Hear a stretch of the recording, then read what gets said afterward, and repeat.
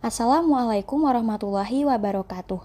Di sini saya perwakilan dari kelompok 1 akan mempresentasikan hasil dari laporan praktikum kromatografi yang berjudul penentuan kandungan amoksilin dalam sediaan produk obat menggunakan HPLC. Untuk anggota kelompok dari kelompok 1 yang terdiri dari saya sendiri, Diva Safina Jasutandi, Fairuz Afidatun Nuha, Foni Hana Retnaning Penny, Adiba Sofi Sahara, Misala Natalia Gunawan, dan Yang Lutfiana. Outline yang akan dibahas pada presentasi kali ini yaitu yang pertama tujuan praktikum, yang kedua alat dan bahan, yang ketiga prosedur kerja, yang keempat hasil pengamatan, yang kelima pembahasan singkat, dan yang terakhir yaitu kesimpulan. Pada praktikum kali ini bertujuan untuk yang pertama mengetahui prinsip kerja analisis menggunakan HPLC, dan yang kedua menentukan kandungan amoksilin pada produk obat menggunakan HPLC. Untuk alat dan bahan yang digunakan pada praktikum kali ini yaitu neraca analitik, seperangkat alat HPLC, penyaring ukuran 0,45 mikrometer, vial, labu ukur 500, 25, 1000 dan 100 mili, gelas beker 100, 500 dan 1000 mili, gelas ukur 500, pipet tetes, propipet, lumpang dan alu, spatula, pengaduk, pipet ukur 1, 5, 10 dan 25 mili, dan kaca arloji. Untuk bahan yang digunakan pada praktikum kali ini yaitu tablet amoksilin trihidrat, Aquades, larutan dapar atau penyangga pH 5, dan fase gerak buffer fosfat pH 5, dan asetonitril dengan perbandingan 39:1 di sodium hidrogen fosfat, dan tablet amoksilin dan Aquades. Untuk poin ketiga selanjutnya yaitu ada prosedur. Penetapan kadar amoksilin trihidrat dalam contoh tablet amoksilin 500 mg. Untuk yang pertama itu ada optimasi alat. Pada penentuan kadar amoksilin, alat High Performance Liquid Chromatography atau HPLC harus dilakukan optimasi dengan kondisi pengerjaan yaitu komponen detektor dalam kondisi UV spektrofotometer. Lalu untuk panjang gelombangnya yaitu 230 nm dan kolomnya L1 atau Licocard 250 sampai 4 Rp 18 5 mikrometer. Untuk flow rate-nya yaitu 1,5 per menit dan volume injeknya yaitu 20 mili. Lalu yang kedua ada pembuatan larutan standar amoksilin trihidrat. Langkah yang pertama yaitu standar amoksilin ditimbang dengan jumlah tertentu. Lalu dimasukkan ke dalam labu ukur dan ditambahkan pelarut secukupnya. Kemudian dihomogenkan dengan bantuan ultrasonic bed dan larutan standar dipipet sebanyak 2 mili. Lalu dimasukkan ke dalam labu ukur 20 mili dan diencerkan dengan pelarut hingga tanda batas, kemudian dihomogenkan. Larutan standar disaring dengan saringan ukuran 0,45 μm dan dimasukkan ke dalam vial. Dan yang terakhir, larutan standar diukur menggunakan HPLC pada panjang gelombang 230 nm. Untuk langkah ketiga yaitu ada pembuatan larutan uji amoksilin tablet 500 mg. Nah, langkah yang pertamanya yaitu tablet amoksilin diambil sebanyak 20 tablet, kemudian digerus dengan mortar dan alu hingga halus. Lalu yang kedua, tablet yang sudah halus kemudian ditimbang dengan jumlah tertentu, lalu dimasukkan ke dalam labu ukur dan ditambahkan pelarut secukupnya. Larutan uji kemudian dipipet sebanyak 2 mili dan dimasukkan ke dalam labu ukur 20 mili. Diencerkan dengan pelarut hingga tanda meniskus dan digojok hingga homogen. Yang keempat, dimasukkan ke dalam ultrasonic bed hingga larut dan dicukupkan dengan pelarut hingga tanda meniskus pada labu. Lalu yang kelima, larutan uji disaring menggunakan saringan 0,45 μm dan dimasukkan vial. Lalu larutan uji diukur menggunakan HPLC pada panjang gelombang 230 nanometer dan yang terakhir pengujian larutan contoh diulangi sebanyak 3 kali. Lalu yang terakhir, yang keempat yaitu pembuatan larutan spike. Untuk yang pertama yaitu tablet yang sudah halus ditimbang dengan jumlah tertentu dan dimasukkan ke dalam labu ukur. Kemudian larutan standar amoksilin dimasukkan sebanyak 2 mili dan ditambahkan pelarut secukupnya. Lalu dimasukkan ke dalam ultrasonic bed hingga larut dan dicukupkan dengan pelarut hingga tanda meniskus pada labu. Kemudian larutan uji disaring menggunakan saringan 0,45 μm dan dimasukkan pada vial. Yang terakhir yaitu larutan uji diukur menggunakan HPLC pada panjang gelombang 230 nanometer. Hasil data pengamatan pada praktikum kali ini yaitu yang pertama, deret standar amoksilin.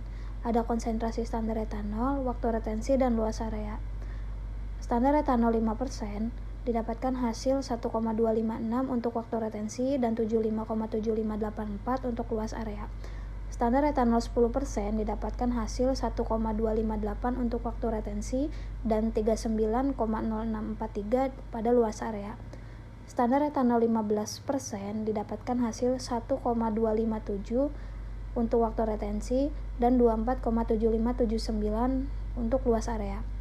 Dan standar etanol 20% didapatkan hasil 1,256 untuk waktu retensi dan 49,8753 untuk luas area. Dan yang terakhir, standar etanol 25% didapatkan hasil 1,256 untuk waktu retensi dan 16,1263 untuk luas area. Kedua, analisis sampel dan spike. Sampel pertama didapatkan waktu retensi 1,258 dan luas area 5,9152. Sampel kedua didapatkan waktu retensi 1,250 dan 5,0376 untuk luas area. Spike yang didapat pada praktikum kali ini yang pertama didapatkan hasil 1,258 untuk waktu retensi dan 5,1105 untuk luas area. Spike yang kedua yaitu didapatkan hasil 1,256 untuk waktu retensi dan 7,8600 untuk luas area. Baik, selanjutnya dilakukan perhitungan untuk analisis data. Dilakukan yaitu pada perhitungan linearitas, di mana diperoleh rata-rata dari absorbansi konsentrasi 0, 5, 10, 15, 20, dan 25. Kemudian diperoleh kurva kalibrasi amoksilin seperti pada gambar yang tertera. Kemudian didapatkan persamaan regresi linear yaitu Y sama dengan min 0,0647X ditambah 35,0726 dengan intercept sebesar 35,0726 dan nilai slope sebesar min 0,0647. Nilai koefisien determinasi yang diperoleh yaitu sebesar 0,0005 dan nilai koefisien korelasi sebesar 0,0224, di mana untuk keduanya menunjukkan bahwa hasil yang didapatkan masih jauh dengan nilai minimal yang ditetapkan yaitu sebesar 0,995. Maka untuk linearitas pada percobaan tersebut dikatakan bahwa tidak linear. Yang kedua yaitu dilakukan perhitungan untuk menentukan nilai LOD dan LOQ, di mana diperoleh nilai LOD yang didapatkan sebesar min 1388,29, di mana disyaratkan bahwa nilai LOD tersebut harus lebih kecil daripada nilai intercept yang didapatkan. Lalu pada hasil percobaan kali ini membuktikan bahwa nilai LOD lebih kecil daripada nilai intercept, yaitu sebesar 35,0726. Kemudian, untuk nilai LOQ yang didapatkan yaitu sebesar min 4627,65. Selanjutnya, dilakukan perhitungan untuk menentukan nilai presisi, di mana ditentukan dengan mencari nilai persen RPD karena dilakukan pengulangan 2 kali. Kemudian, hasil presisi yang didapatkan yaitu nilai persen RPD sebesar 2,96%, sehingga hal tersebut telah membuktikan bahwa nilai presisi sudah memenuhi syarat keberterimaan, yaitu untuk nilai persen RPD memiliki nilai batas maksimal sebesar 10%, sedangkan nilai yang didapatkan masih di bawah dari nilai batas maksimal. Selanjutnya adalah nilai akurasi atau persen recovery. Nilai akurasi di sini didapatkan dari persen recovery dan didapatkan rata-rata sebesar negatif 216.586,81%. Nilai akurasi ini memiliki arti bahwa nilai tersebut dikatakan tidak akurat karena kalau akurat, range yang ditentukan yaitu 98 hingga 102%, sedangkan hasil yang didapatkan sangat jauh dari batas maksimal yang ditentukan. Dilanjutkan yaitu faktor tiling. Faktor tiling berdasarkan dari deret standarnya 0, 5, 10, 15, 20, 25. Hanya 0 saja yang memiliki faktor tiling dengan nilai sebesar 0, sedangkan yang lainnya 1. Untuk sampel 1, sampel 2, spek 1, dan spek 2, faktor tiling juga menghasilkan nilai yang sama yaitu 1. Seperti pada tabel, faktor tiling ini didapatkan nilai 1, berarti hasilnya dikatakan simetris, karena jika bernilai 1 maka puncak itu dikatakan simetris berdasarkan luas. Sedangkan belangko sendiri memiliki nilai yang berbeda dari yang lain yaitu 0, karena pada belangko hanya berisi aquades yang tidak ada kontaminan. Selanjutnya adalah faktor asimetris. Didapatkan nilai faktor asimetris belangko 0 yaitu faktor asimetrisnya 1. Untuk yang kadar 5% juga sama dengan 1. Untuk lainnya seperti 10, 15, 20 hingga 25% nilainya lebih dari 1. Sedangkan sampel 1, sampel 2, spek 1, spek 2 nilainya juga lebih dari 1. Nilai faktor asimetris ini didapatkan konsentrasi 5% 1. Nah, ini membuktikan bahwa tinggi puncak tersebut simetris.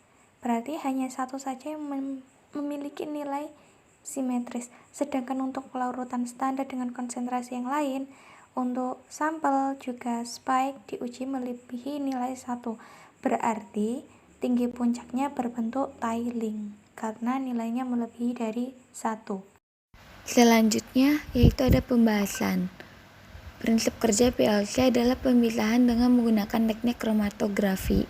Kromatografi merupakan cara pemisahan yang mendasarkan partisi cuplikan atau sampel antara fase gerak dan fase diam.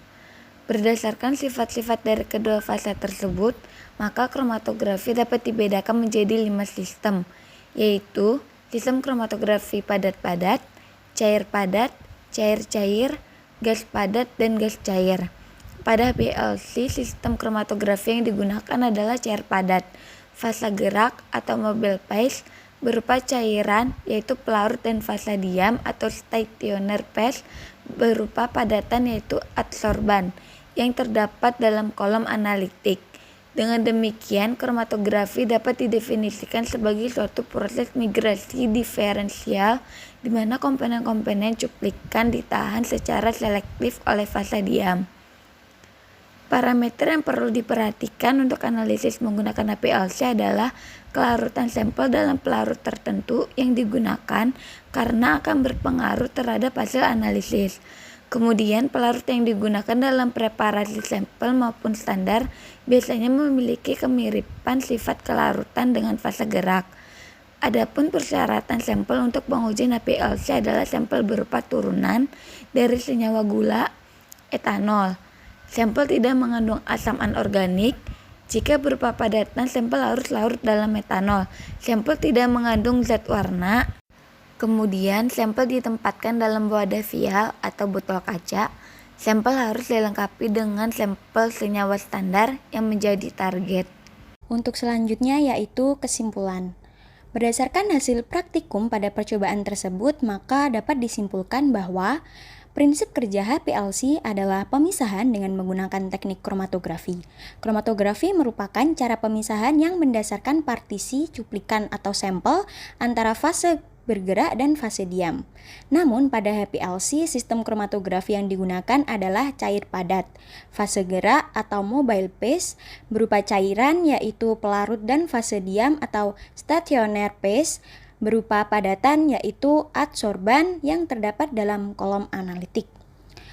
Kandungan amoksilin pada produk obat menggunakan HPLC yaitu sebesar 5717,9675 mg per liter. Presentasi yang dapat kami sampaikan, kurang lebihnya mohon maaf. Billahi taufiq wal hidayah. Wassalamualaikum warahmatullahi wabarakatuh.